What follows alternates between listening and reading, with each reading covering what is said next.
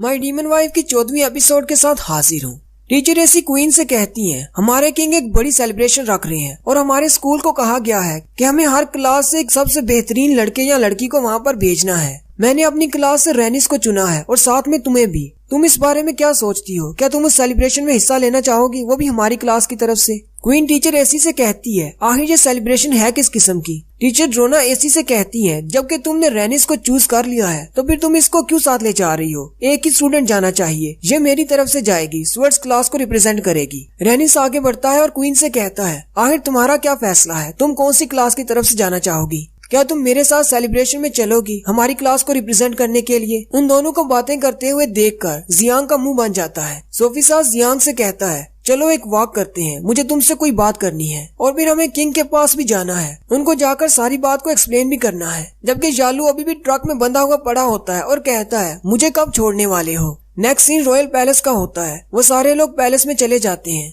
Teacher Martin king को सारी बात बताते हैं। किंग उनकी बात सुनने के बाद उनसे कहते हैं, पर्पल ड्रैगन की कमांड साटो के पास है, साटो यहाँ पर नहीं है, इसलिए हम कोई फैसला नहीं कर सकते और इसके अलावा मुझे रीजेंट से भी इस बारे में बात करना होगी। जियांग उसे देखकर कहता है, ये छोटा सा बच्चा इनका किंग कैसे हो सकता है? सोफी सास किंग से कहता है, पर्पल ड्रैगन टीम ने अपनी मर्जी से कीमतों को बढ़ाया, जिसकी वजह से शहर के लोगों पर इसका बहुत ज्यादा बर्डन पड़ा और हमारे किंगडम में महंगाई हुई। हमें इस बात को इतनी लाइटली नहीं लेना चाहिए। किंग उनसे कहते हैं, रीजेंट ने कहा था कि मिलिट्री का बजट बहुत ज्यादा टाइट है, इसलिए हमें पैसों की जरूरत है, क्यों ना हम इस मसले को यहीं पर छोड़ दें। जियांग आगे बढ़ता है और किंग से कहता है, ये बात तो ठीक है कि सारे पैसे मिलिट्री को दिए जाए, लेकिन क्या हो अगर कोई करप्ट इंसान इन सारे पैसों पर कब्जा कर ले और ये सारे पैसे मिलिट्री के पास ना पहुँच रहे हों? उसी वक्त पीछे से रीजेंट आ जाते हैं और जियांग की ये बात सुनकर उसे कहते हैं, मुझे करप्ट लोगों से बहुत ज्यादा नफरत है। जियांग पीछे की तरफ देखता है तो बहुत ज्यादा डर जाता है और कहता है, मुझे ऐसी बात नहीं करनी चाहिए थी, लगता है उसने सुन लिया। रीजेंट आगे बढ़ते हैं और किंग से कहते हैं, मैंने सुना कि यहाँ पर कोई मसला चल रहा है, इसलिए मैं जल्दी से यहाँ पर आ गया। मैंने जब इस सारे मसले को इन्वेस्टिगेट किया तो मुझे पता चला कि पर्पल ड्रैगन टीम के हेड ने प्राइसेस को इंक्रीज किया और उसने करप्शन की, सारे पैसे अपने लिए रख लिए और हमारी मिलिट्री के बजट के नाम पर आवाम को लूटा। मैंने इस मसले को अपने तौर पर हल भी कर दिया है। मैंने उस टीम लीडर को बहुत ज्यादा सजा भी दी है। मुझे इस तरह के चोरों और करप्शन वाले लोगों से बहुत ज्यादा नफरत है। टीचर मार्टिन रीजेंट से कहते हैं, फ्यूचर में इन क्रिस्टल्स की कीमतें कौन तय करेगा? रीजेंट पीछे की तरफ घूमते हैं और मिस्टर मार्टिन से कहते हैं, आप इस किंगडम के बहुत ज्यादा अहम शख्सियत हैं और साथ ही आपके स्टूडेंट्स भी बहुत ज्यादा इंपॉर्टेंट हैं। इस किंगडम को बनाने में आपका बहुत ज्यादा योगदान है। साथ ही रीजेंट जियांग की तरफ देखते हैं। जियांग बहुत ज्यादा डर जाता है और कहता है, मुझे लगता है कि ये शख्स मुझे जरूर मार डालेगा, थोड़ी देर पहले जो मैंने बात की थी। रीजेंट किंग से कहते हैं, मेरे पास एक मशवरा है, अगर आप माने तो क्यों ना हम आज के बाद इन प्राइसेस को तय करना और उन क्रिस्टल्स को निकाल कर लाना, ये सारा कुछ टीचर मार्टिन और सोफी सास पर डाल दे। आज के बाद व्हाइट ड्रैगन टीम ही सारे मसले को हैंडल करेगी। ये बात सुनते ही वो सारे हैरान परेशान हो जाते हैं। मार्टिन रीजेंट से कहते हैं, क्या आप इस बात के लिए सीरियस हैं? रीजेंट मार्टिन से कहते हैं, मैं इस बात के लिए सीरियस हूँ और मुझे ये भी पता है कि उन क्रिस्टल्स को निकालने के बाद रिफाइन करने की जरूरत होती है, इसलिए मैंने मिस्टर जालू से भी बात कर ली है, वो भी आपकी मदद करेंगे। किंग रीजेंट से कहते हैं, तो मिलिट्री का बजट कैसे आएगा? रीजेंट कहते हैं, मिलिट्री के बजट की जिम्मेदारी भी व्हाइट ड्रैगन टीम पर होगी। जियांग सोचता है, अब ये रीजेंट इतना अच्छा कब से हो गया? कहीं ये सोफी सास की वजह से ये सब कुछ तो नहीं कर रहा? किंग उनसे कहते हैं, तो फिर तय हुआ, आज के बाद व्हाइट ड्रैगन टीम ही ये सारे मसले संभालेगी। किंग टीचर मार्टिन से कहते हैं, मुझे आपकी जरूरत है, मैं आपसे कुछ काम करवाना चाहता हूँ। टीचर मार्टिन उनसे कहते हैं, जी आप बताएं आपको क्या काम करवाना है? किंग टीचर मार्टिन से कहते हैं, रीजेंट वेस्ट की तरफ एक जंग लड़ने के लिए जा रहे हैं, इसलिए हम लोग हंटिंग फेस्टिवल को पोस्टपोन कर रहे हैं। ये हंटिंग फेस्टिवल अगली बार समर में होगा, इसलिए मैं चाहता हूँ कि तुम 10 दिन के अंदर अंदर एक बड़ा सा अरीना तैयार करो। टीचर मार्टिन उन्हें कहते हैं, ठीक है मैं समझ गया। जियांग सोचता है, एक बड़ा सा अरीना, इसका मतलब यहाँ पर भी ओलंपिक गेम्स होने वाली है। फिर वो सारे लोग दरबार से बाहर आ जाते हैं। सोफी सास रीजेंट से कहता है, आपने हमारी मदद क्यों की? मुझे इस बात की समझ नहीं आई। रीजेंट हंसते हुए सोफी सास से कहती हैं, तुम मेरी आर्मी के एक बहुत ही खास कैप्टन हो, मैं तुम्हें नहीं खो सकता। तुम वो वाहिद सोल्जर हो जिसने 15 साल की उम्र में आर्मी ज्वाइन की थी और बहुत सारे डीमंस को मारा था।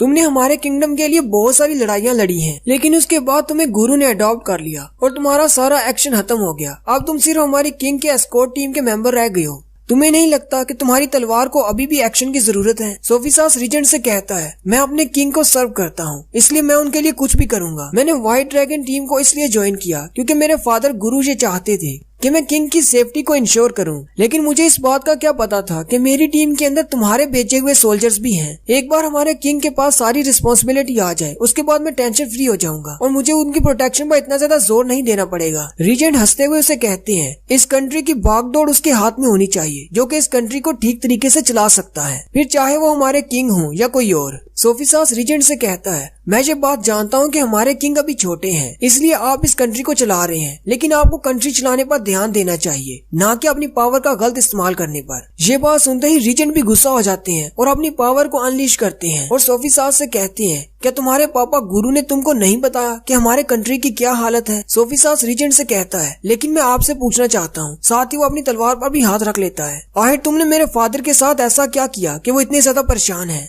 रीजेंट के साथ साथ सोफिसास भी अपनी पावर को अनलीश करता है। जियांग से देखकर बहुत ज्यादा घबरा जाता है। टीचर मार्टिन जियांग से कहते हैं, मेरे पीछे छुप जाओ, अगर इन दोनों ने अपनी पावर को और ज्यादा अनलीश किया तो तुम इसको हैंडल नहीं कर पाओगे। सोफिसास और रीजेंट के दरमियान फाइट स्टार्ट होने वाली होती है कि उसी वक्त व्हाइट ड्रैगन के सोल्जर आते हैं और कैप्टन से कहते हैं, कैप्टन कुछ मसला हो गया है, हमें आपसे बात करनी है। सोफिसास उनसे कहता है, क्या हो गया? वो सोल्जर सोफिसास से कहते हैं, असल में ये बात मास्टर गुरु के बारे में है। मास्टर गुरु ने लाइब्रेरी में अपने आप को फांसी लगा लिया है। ये सुनते ही सोफिसास के साथ बाकी सारे भी हैरान परेशान हो जाते हैं, जबकि रीजेंट हंसते हुए कहते हैं, गुरु ने तो मुझे बहुत ज्यादा शर्मिंदा कर दिया और मुझे लगा था कि वो बहुत ज्यादा टफ है।